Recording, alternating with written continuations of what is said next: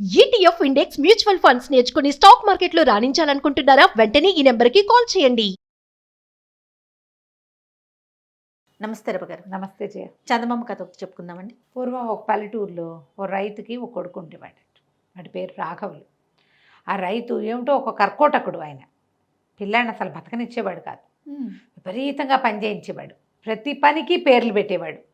ఏం చేసినా సాటిస్ఫాక్షన్ లేని నాన్నల్ని మనం ఇప్పుడు కూడా కొంతమందిని చూస్తామండి. అమ్మలు కూడా అంతే. కొంతమంది అమ్మలు ఉంటారు, ఏవి చేయనివ్వరు, ఏం చేసినా పేరు పెడతారు, దానికి కాల్చుకు తింటారు. చేస్తే చేసేవంటారు, చేయకపోతే చేయలేదంటారు, చేస్తే బాగా చేయలేదంటారు, చంపుతూ ఉంటారు. కొంతమంది అంటే ఏదో డిస్సాటిస్ఫాక్షను అది పిల్లల మీద పడుతుంది. అయితే హావిస్కి ఇచ్చేవాడు. గొడ్ల పని, పొలం పని, చచ్చేలా పని చేసేవాడు. వాళ్ళ నాన్నని సంతోషపెట్టడానికి వాడు చెయ్యని పని లేదుట. పాపం రాఘవులు ఎంతో పని చేసేవాడు. ఆ పక్క ఇంట్లో 2-3 ఏళ్ళ అవతలు ఉన్న ఒక అమ్మా నాన్న లేక మేనమావ దగ్గర పెరిగే ఒక పిల్ల రామి, అదంటే వీడికి ఇష్టం. ఆ రామిని పెళ్లి చేసుకుందాం అనుకున్నాడు. నాన్నకి చెప్పాడు, నాన్న రామిని పెళ్లి చేసుకుంటాను అని అడిగేసరికి ఏమన్నాడు వాళ్ళ నాన్న, దాని దగ్గర రూపాయి లేదు, నీకే దండగ తిండి పెడుతుంటే మళ్ళీ దానికి కూడా దాని తిండి దండగ పెట్టాలా? అదేమన్నా పెళ్లి చేసుకుంటే ఆ పిల్ల నుంచి ఆస్తో స్వాస్థో ఏదో రావాలి, అది మేనమావ పంచని బతుకుతోంది, దానికి వాడేమి ఇవ్వడు, తాళి కట్టించి పంపించేస్తాడు, వెనకాల నుంచి రూపాయి తాని పిల్లని ఎందుకు తెచ్చుకోవాలని తెగ తిట్టిపోసాడు. రామికి చెప్పాడు రాఘవులు. చెప్పాక ఇద్దరు కొంచెం దుఃఖపడ్డారు. తర్వాత అతనికి అనిపించింది, ఇక్కడ ఏమీ సాటిస్ఫాక్షన్ లేదు, అడవా చాకిరి, నాకు నచ్చిన పిల్లని చేసుకోవడానికి కూడా వీలు లేదు, దాని దగ్గర డబ్బులు లేవంటాడు. ఆ పనే అది కూడా పని చేస్తుంది కదా, సరే ఈ పని ఏదో బయట ఎక్కడైనా చేసుకుంటే 4 రూపాయలు సంపాదించుకొచ్చి పెళ్లి చేసుకుందాం అని చెప్పి రామికి చెప్పాడు. నేను ఎక్కడికైనా వెళ్ళి ఏమైనా సంపాదించుకొస్తా, మా నాన్న చేతుల్లో పెడితే పెళ్లి కాపి, పెళ్లి ఖర్చులు దండగంటున్నాడు, ఆ దండగ లేకుండా డబ్బులు తెస్తాను, అప్పుడు పెళ్లి చేసుకుందాం మనం, నువ్వు నీ దారి నువ్వు పని చేసుకుంటూ ఉండని ఒకనాడు బయలుదేరి వెళ్ళాడు. ఊరికే పని వెతుక్కుంటూ ఓ 2-3 ఊళ్ళు దాటేసరికి ఒక చోట ఏరు దాటుతుంది ఒక ముసలమ్మ. ఏరు దాటుతుంటే సరే ఆవిడ పొలం వ్యవసాయం దగ్గర ఎక్కడో నుంచుంది, ఎడ్లను తోలుతుంటే అవి కదలటల్లా, హే అంటుంది.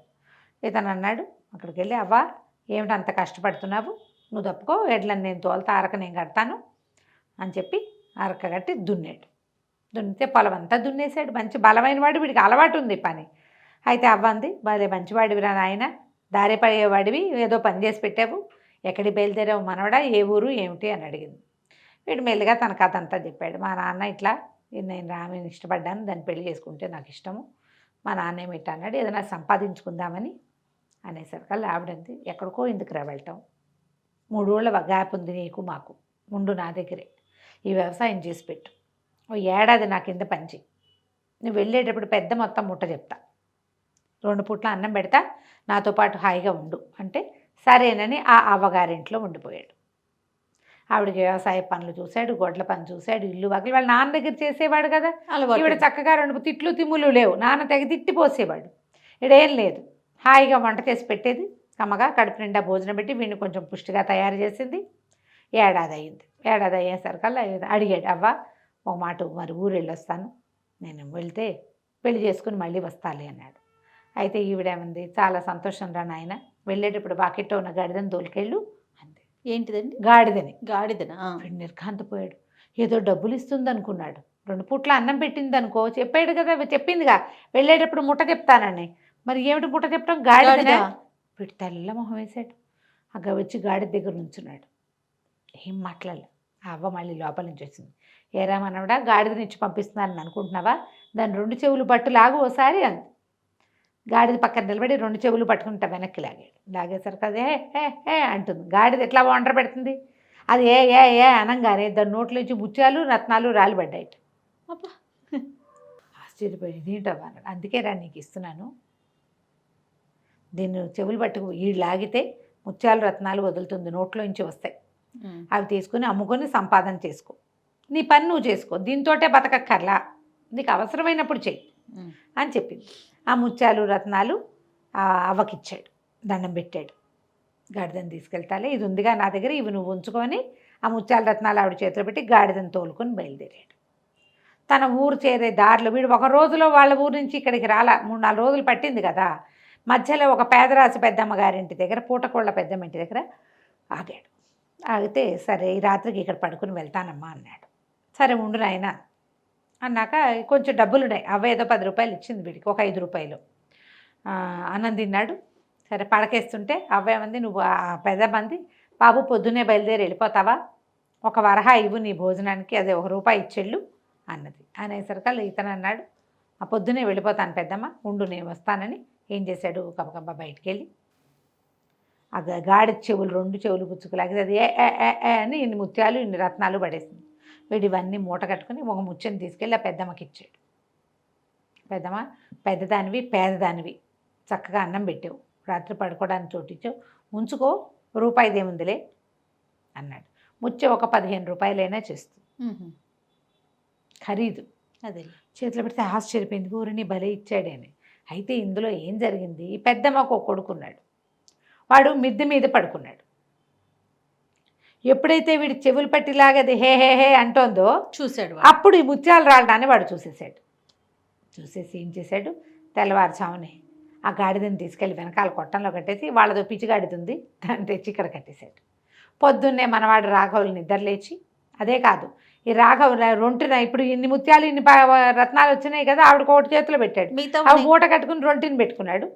తెల్లవారుజామున వీడు నిద్రపోతుంటే ఈ రాఘవులు వీడు రొంటి తడివి రొంటిని దాచుకున్న అవి కూడా తీసేసుకున్నాడు. వాడు తీసేసుకుని గాడిదని లోపల కట్టేసి ఓ మామూలు గాడిదని తెచ్చి వాకిట్లో కట్టేశాడు.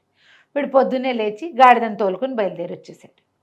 నాన్న దగ్గర తీసుకొచ్చి, నాన్న నేనేం తెచ్చానో తెలుసా, అద్భుతమైన వస్తువు తెచ్చాను, దీని చెవులు పుచ్చుకులాగా అన్నాడు.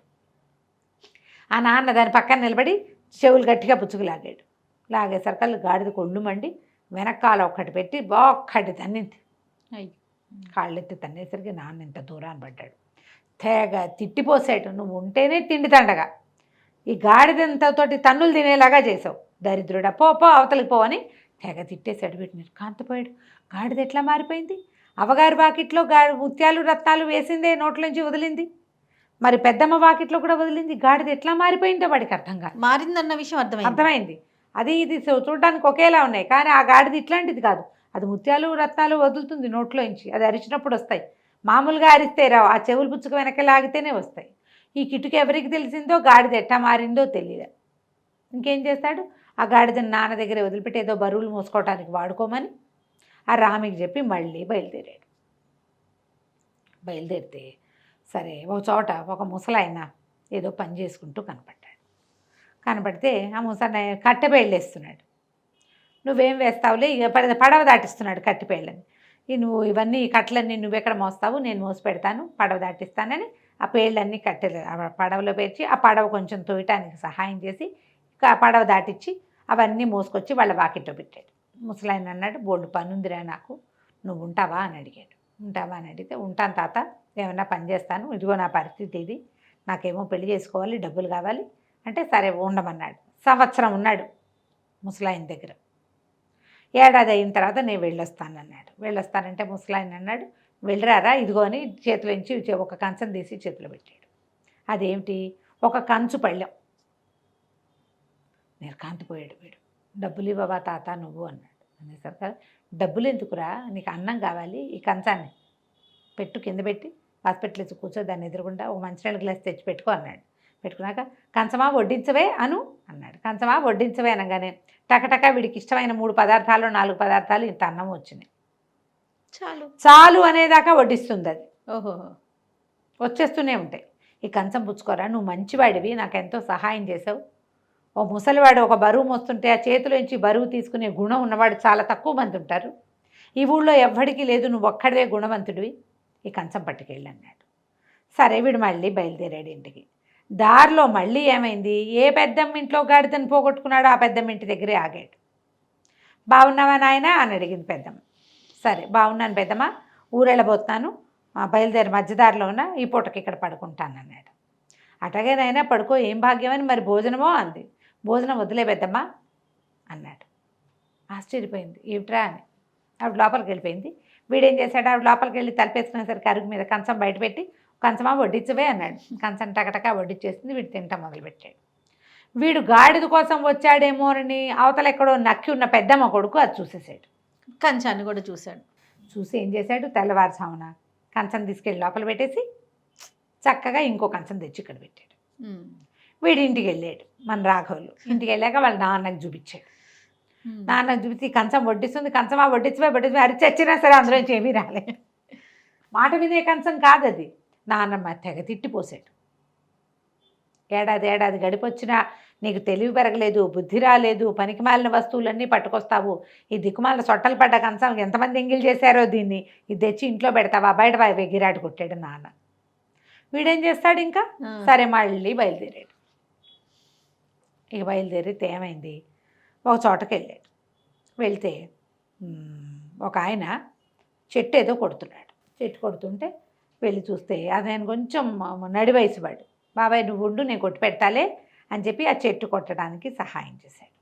చేసేసరికల్లా ఆయన అన్నాడు, అబ్బో భలే మంచివాడివిరా, నువ్వు చాలా బలవంతుడివి, సరే దీన్ని పడేసేయని ఆ చెట్టు పడేశారు కిందకి.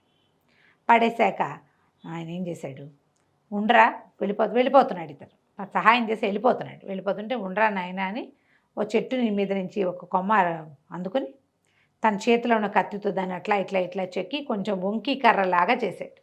కొంచెం పట్టుకునేందుకు వీలుగా చేతిలో పెట్టాడు. ఏం చేసుకుంటాను ఈ కర్ర అనుకున్నాడు రాఘవులు. అది పట్టుకొని బయలుస్తాను బాబాయ్ అన్నాడు. అనేసరికల్లా ఆగరా అబ్బాయి, ఈ కర్ర ఒట్టి కర్ర కాదు, నువ్వు ఎవరిని కొట్టమంటే వాడిని కొట్టొస్తుంది, మామూలుగా నీకు నడవటానికి తోడు ఉంటుంది, చూడు కావాలంటే అన్నాడు. అనగానే ఓ కర్ర వెళ్ళి గాలిని కొట్టవే అన్నాడు. అనగానే కర్ర రయ్యమని లేచి గాల్లో ఎడాపెడా బాధేసింది. ఆశ్చర్యపడి చాలు అనగానే దిగొచ్చి మళ్ళీ నుంచుంది. ఓహో ఇది బాగానే ఉందనుకున్నాడు. ఇది పుచ్చుకుని ఏమనుకున్నాడు, వీడికి తట్టింది. ఆ ముసలాయనకి చెప్పాడు, ఇట్లా 2 సార్లు 2 వస్తువులు నాకు అందినవి ఇలా పోయినాయి అని. పెద్దమ్మింట్లో మారకం జరిగి ఉండొచ్చు అని చెప్పాడు ఆయన. పెద్ద ఆయన గమనించి ఆలోచించి చెప్పాడు. అక్కడి నుంచి పెద్దమ్మ గారింటికి వెళ్ళాడు. పెద్దమ్మ బాగున్నావా అని అడిగాడు. ఎవరినైనా నువ్వు అంది పెద్దమ్మ. నన్ను గుర్తుపట్టలేదా అన్నాడు. నేను నిన్ను ఎప్పుడు చూడలేదండి పెద్దమ్మ. వాడు 3వ సారి ఎందుకు వచ్చాడంటే తన వస్తువు కోసం వచ్చాడు అనుకున్నారు వాళ్ళు. ఈ లోపల పెద్దమ్మ కొడుకు వచ్చాడు. ఎప్పుడు చూడలేదే ఇవన్నీ అన్నాడు. మేము ఎప్పుడు చూడలేదంటే అదేం పెద్దమ్మ, గాడితో వచ్చాను మొదటిసారి, కంచంతో వచ్చాను 2వ సారి, నువ్వు చూడలేదంటే అసలు మా ఇంటికి గాడిదని తెచ్చిన వాడినే మేము చూడలేదండి పెద్దమ్మ. సరేలే ఈ కొడుకు అన్నాడు, ఏంటి నువ్వు ఈ అక్కర్లేని మాట్లాడుతావు, బయటికి వెళ్ళిపో అన్నాడు. అనగానే మన రాఘవులు ఏం చేశాడు, కర్ర వీళ్ళ సంగతి చూడవే ఓసారి బాదు అన్నాడు. అనగానే కర్రరా ఏమని లేచి ముందు ఆ పెద్దమ్మ కొడుకుని చీత కొట్టేసింది. కుయ్యో మొర్రో అన్నాడు. కింద పడిపోయినా వాడు నిజం చెప్పాల. ఎప్పుడైతే ఈ కర్ర నీ పెద్దమ్మ సంగతి చూడు అనగానే ఏ పెద్దమ్మ భరిస్తుంది ఆ దెబ్బల్ని. ఒక్క దెబ్బ పడంగానే బాబు నన్ను కొట్టద్దు నాయన, వదిలే నీ కంచము నీ గాడిదాన్ని మా దగ్గర ఏమన్నా మేము ఇచ్చేసాను. బాగా క్యాష్ చేసుకున్నారు వాళ్ళు. ఆ గాడిదని కంచాన్ని అప్పచెప్పేశారు. ఆ గాడిదని కంచాన్ని పుచ్చుకొని ఈ కర్రని తోడు తీసుకుని మళ్ళా తన ఇంటికి వెళ్ళిపోయాడు. నాన్నకు చెప్పాడు, ఈ గాడిద నుంచి ఇవి వస్తాయి అని ఓ గుప్పెడు ముత్యాలు రత్నాలు ఎత్తి నాన్న చేతులు పెట్టాడు. నేను ఈ ఊళ్ళో ఉండను, కొడుగ్గా నీకు ఇవ్వాల్సింది ఇచ్చాను, నేను వేరే ఊళ్ళో ఉంటాను, నా పని నేను చేసుకుంటా, ఏదైనా పొలం కొరుక్కుంటాను, నీతో పాటు నేను ఉండనని చెప్పి రామిని తీసుకుని వేరే ఊరు వెళ్ళిపోయి చక్కగా పెళ్లి చేసుకుని, కానీ వాడు ఆ గాడిద మీద ఆధారపడి ఉండాల, తన పని తను చేసుకున్నాడు. చక్కగా పొలం కొనుక్కుని వ్యవసాయం చేసుకున్నాడు. 1 or 2 సార్లు ఆ గాడిద చెవులు పిండి రత్నాలు ముత్యాలు తీసుకున్నాడు. హాయిగా సుఖంగా ఉన్నాడు రామ్తో కలిసి. కథ కంచికి మనమండి. బాగుంది రామ్ గారు. నమస్తే. నమస్తే.